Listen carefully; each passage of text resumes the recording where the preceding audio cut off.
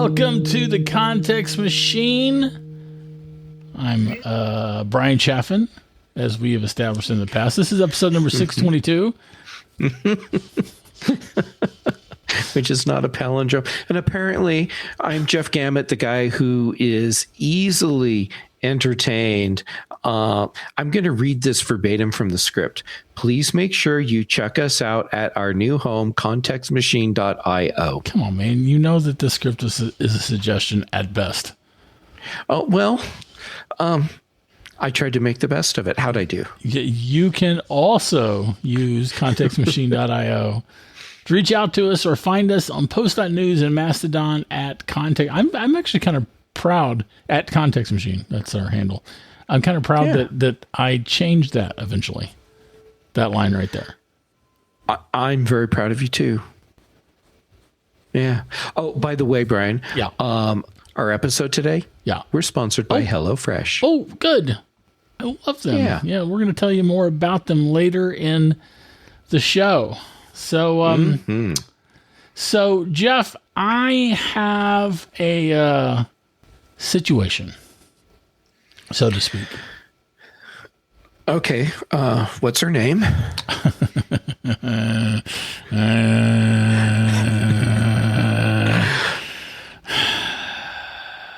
Oh, this is one of those things where you are going to use the show as a pretense to have me teach you something that you need to know about, isn't it? Yes, I am.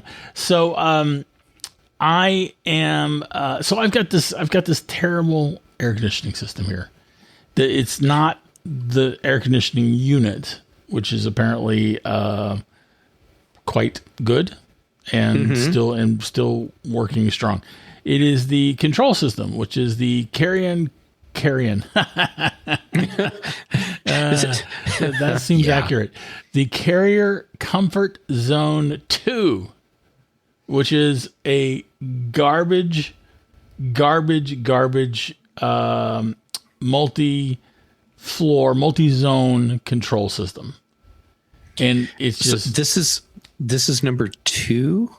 So if it's that bad, I can only imagine how bad the first version was. You know, for all we know, the first version that it replaces was great. Okay, yeah, could be. Okay, and this system is about 15 years old, I think. It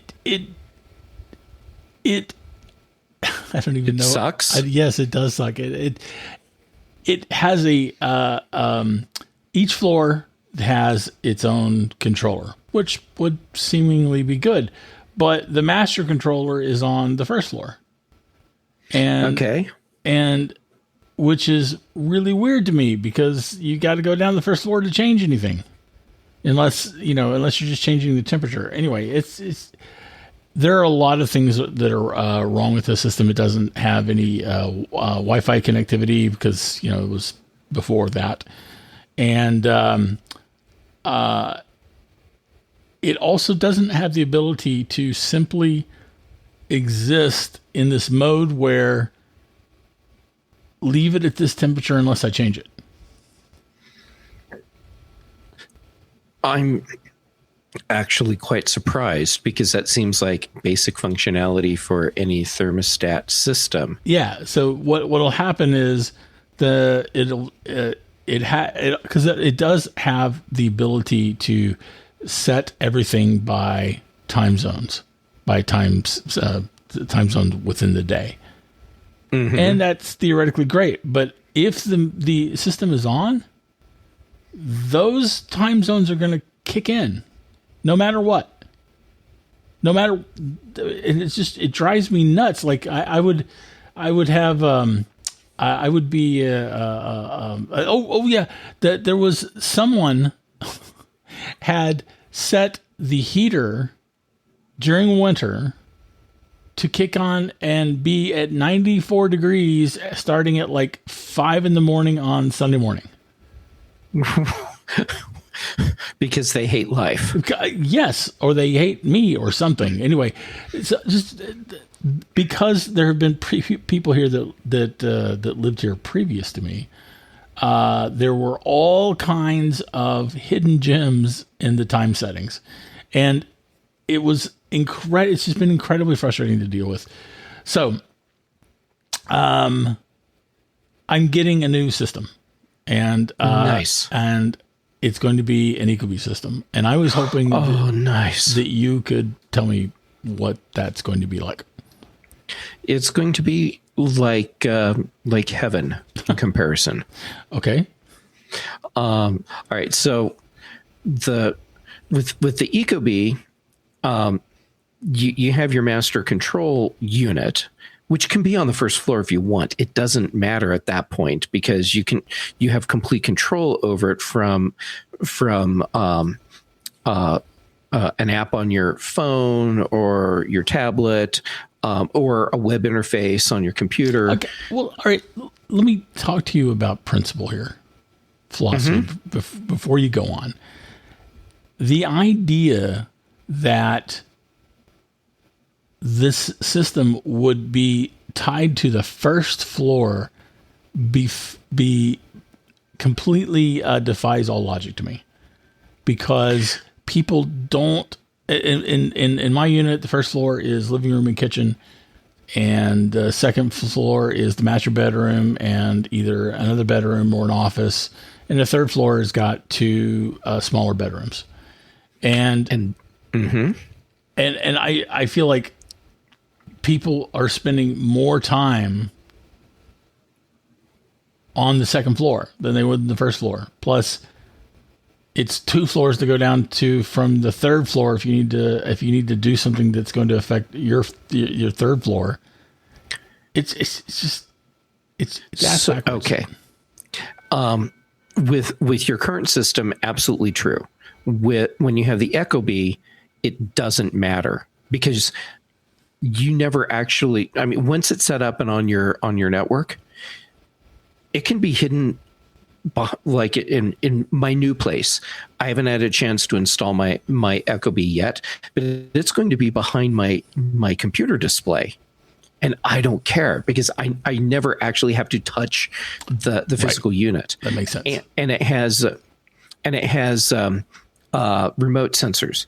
So for the floors that where you don't have the actual Ecobee unit, you have the little satellite sensor things, and it detects when you're in that area. So then it adjusts the temperature so that it's that temperature where you are. Okay. So is that adjustable on that floor in my particular case? I realize that this kind of system can also be used for a house with like wings. Not necessarily different floors, but so in other words, can the person on the third floor? Because if I have someone on the third floor, it's a guest, and I would like for them to be able to control their own temperature. The short answer is yes. The longer answer is you need to talk to the HVAC people about exactly what's involved with the wiring and everything in that place, because it might mean that you need to have a second, like actual Ecobee thermostat base, as opposed to just the sensors. But they can help you figure that out. Like the way I have mine set up, it's the single base, but then I have a sensor that's in my room. In my bedroom. So when I go into the bedroom, it knows that I'm there, like at night, and it makes sure that the temperature that I've set on the Ecobee, that's the temperature that I get in the bedroom because that's where I am. Okay. So it might mean that that the living room is a little bit warmer or a little bit cooler than the bedroom. But the bedroom will that's where I'll have the temperature that I want. Gotcha. So hopefully I will be getting a system that has individual controllers and not just sensors. I don't actually know yet. Yeah, the HVAC people will help you sort that out. Yeah. They know what they're doing with this. Yeah. And I'm glad you're going with Ecobee. there's all these other options that are out there. I think Ecobee is the most robust and the most flexible. And if I didn't have an Ecobee, I would end up with a Honeywell. Yeah. And if my only choice was a Nest, then I would just learn to cope without having a smart thermostat. Gotcha. Now, see where you are. You have much more stable temperature, generally speaking. Than I do in Colorado. So a Nest thermostat, because you're in a coastal area, it'll work fine. It's just not my first choice. Yeah, they gave me an option of doing Nest. I said no. Okay, good. I think you made the right choice. If you're in Colorado and they offered you a Nest, I would question why they would do that, because a Nest just doesn't account for the radical temperature changes that you have in a place like Colorado. Yeah, that makes sense. Do you know if this will connect over HomeKit? Oh, yes. What about the other protocols? Are they just flapping around waiting for someone to ping me? First, someone would have to get network access, and true.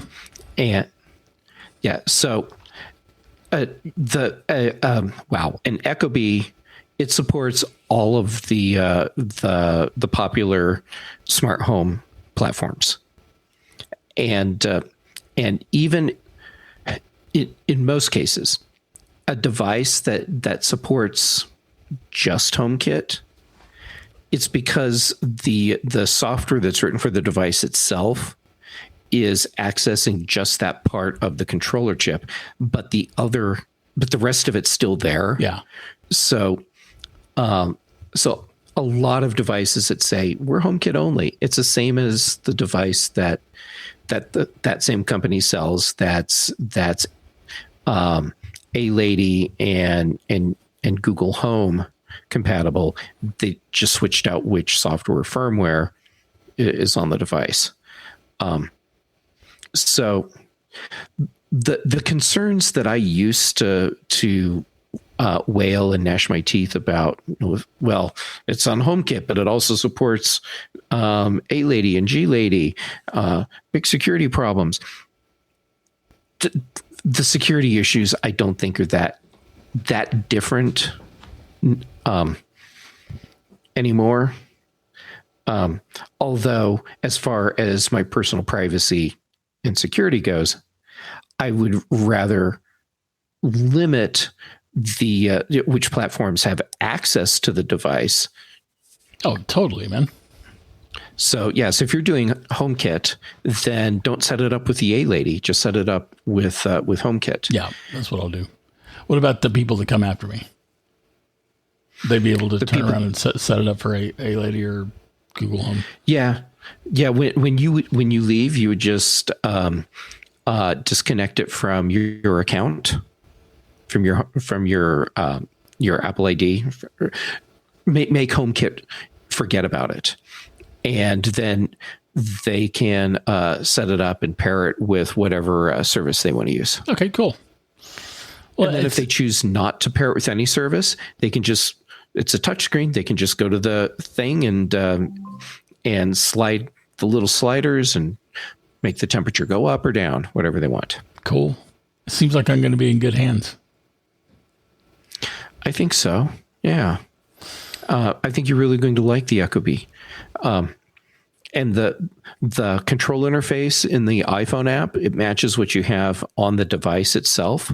So it's not like you have to learn two different interfaces.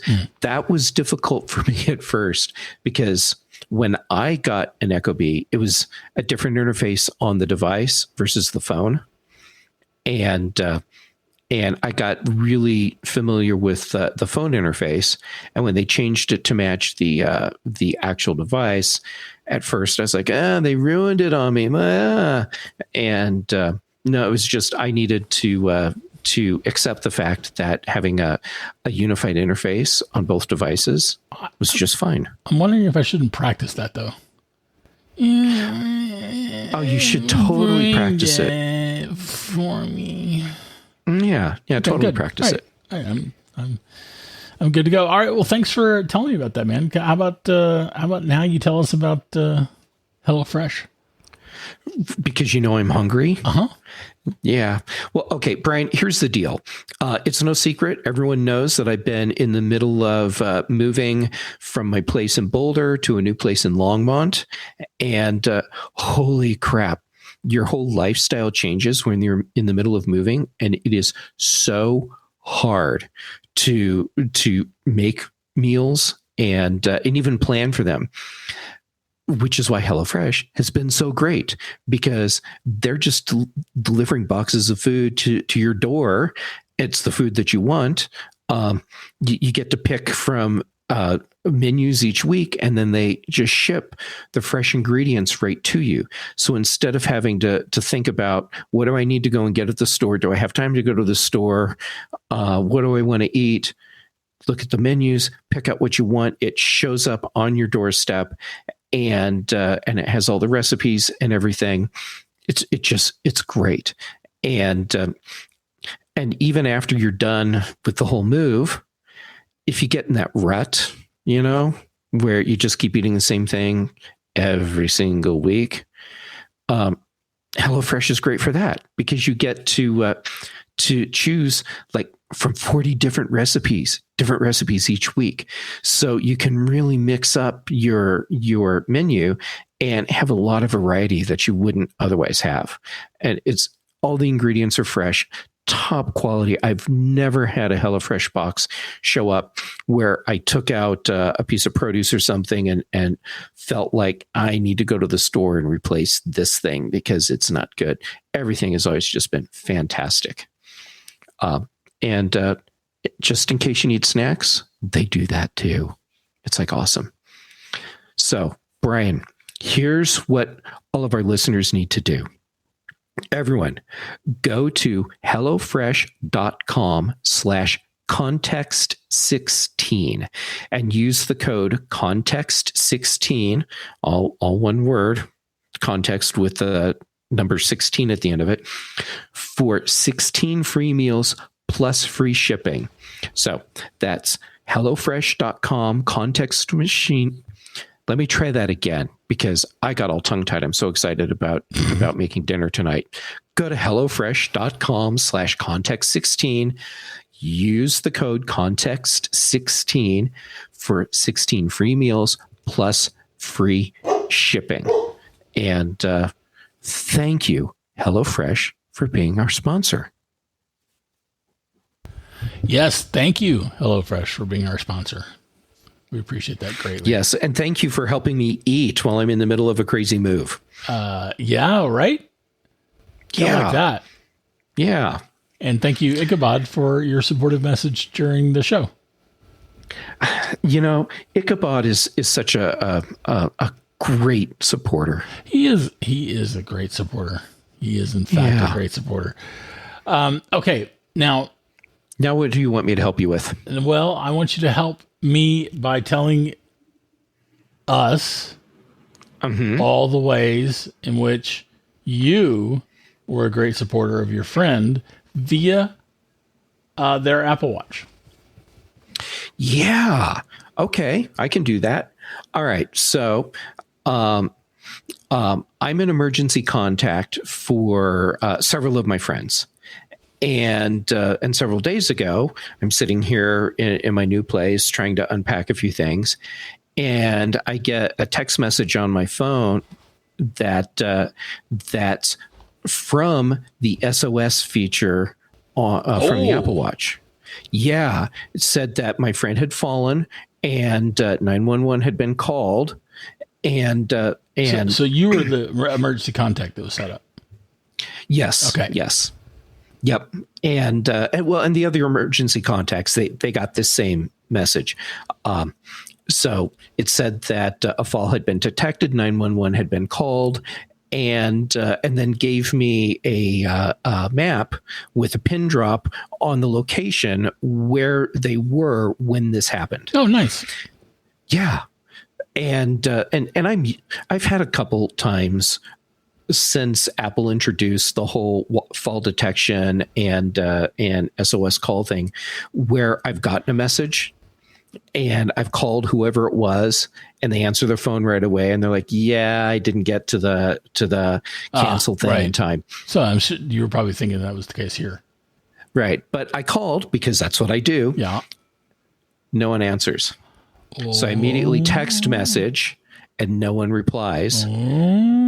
So I wait like about a minute and then call again and there's no answer. Now I knew this friend was with another mutual friend.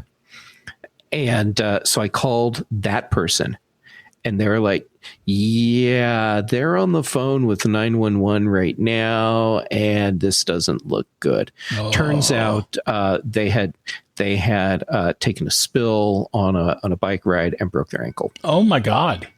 Yeah. So this wasn't just a fall detection; it was a fall and injury. This is like the reason why Apple created this feature for us, so that when stuff like this happens, that people are getting taken care of immediately. Okay, so walk us through what happens. Okay, so what happens is you get a text message, and it gives you the information that you need so that you know that crap is real in this case.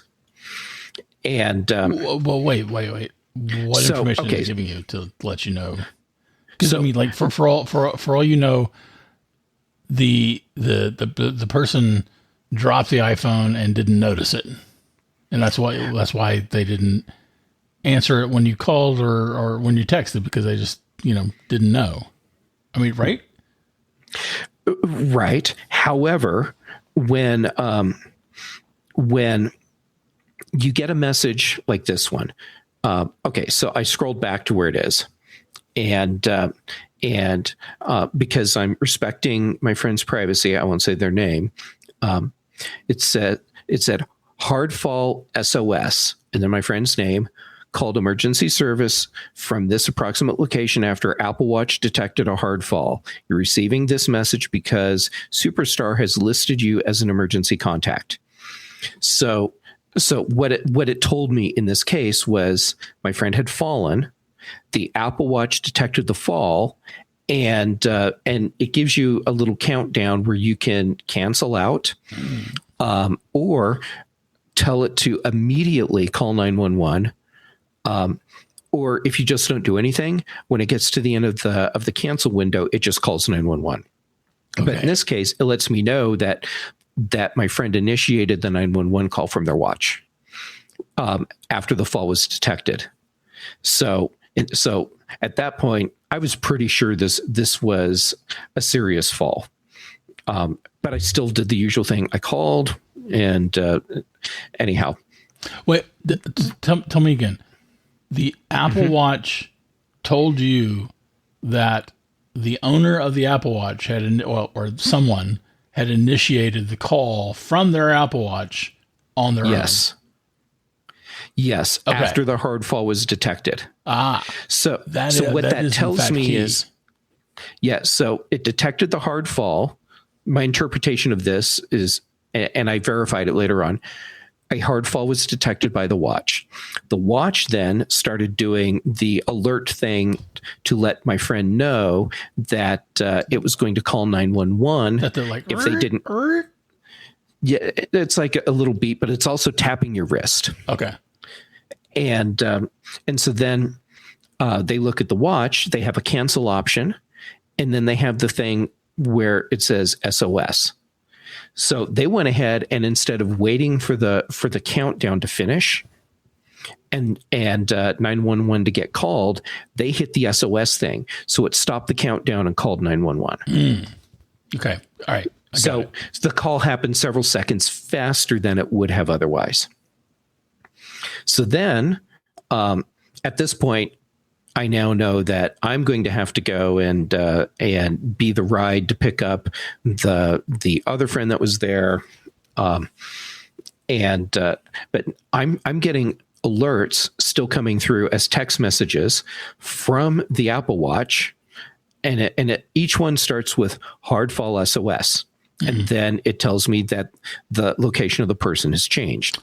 So I knew when my friend had been moved from where they fell to where the ambulance was. And then I get another Hardfall SOS, location has changed, and it's a pin drop on the hospital that they went to. And so the pin drop was so accurate. Yeah. So when the ambulance got to the hospital and they got moved into the room in the ER that they were going to be in while they're being cared for, the pin drop was on the fracking room. So if my friend had been, hold on, you're telling me that Apple set this up to be smart enough to not just tell you that, hey, we've arrived and stopped, but actually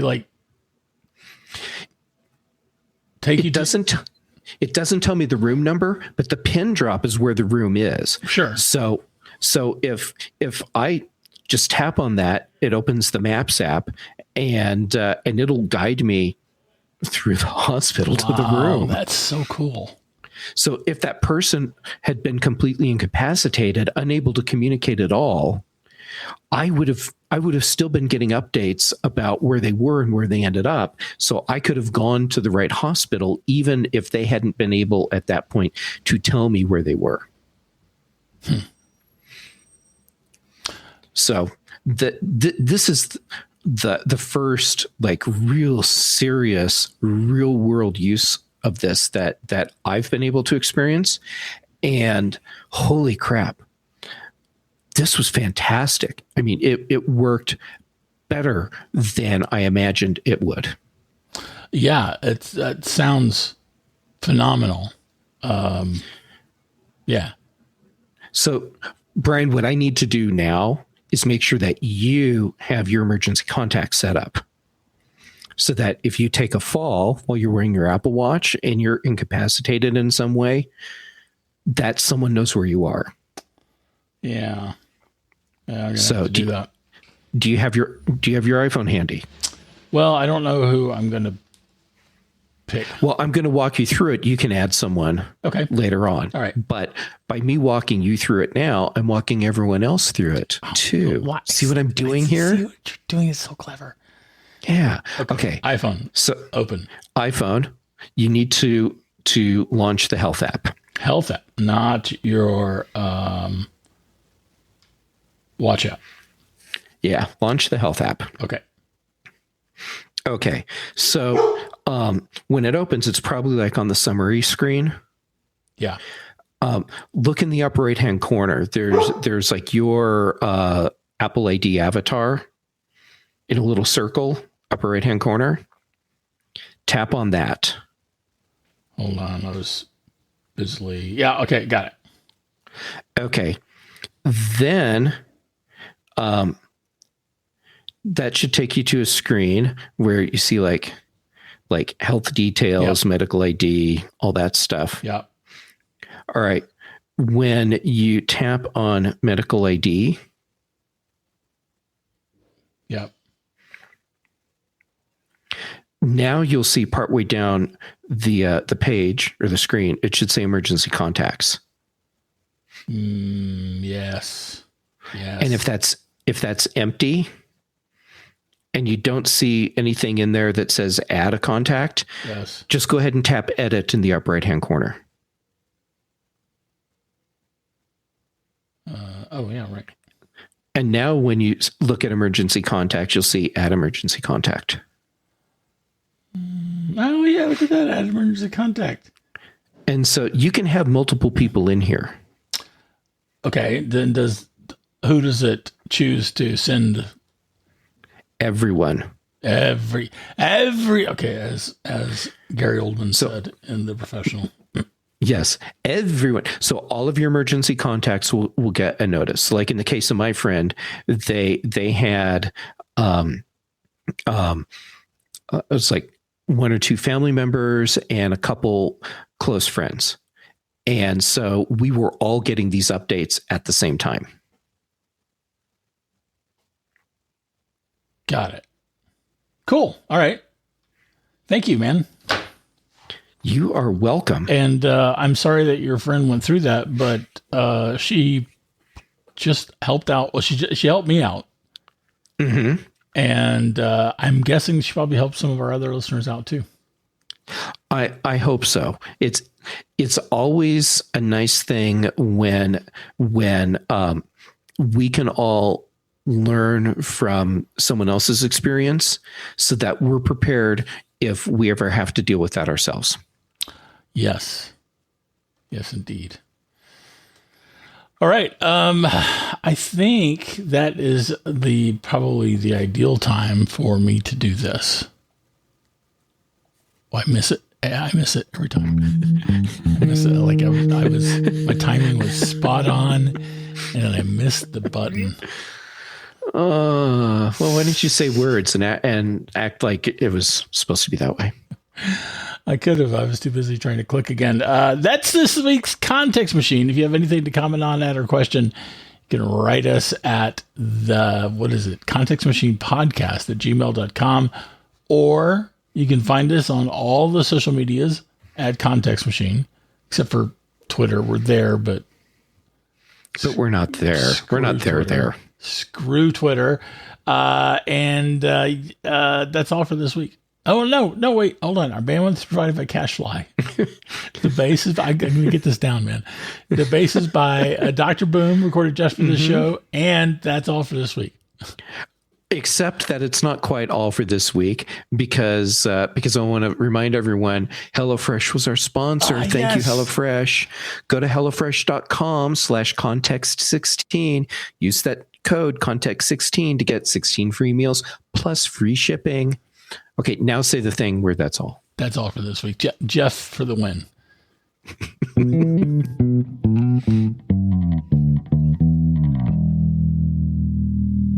I'm so proud of you. Yeah.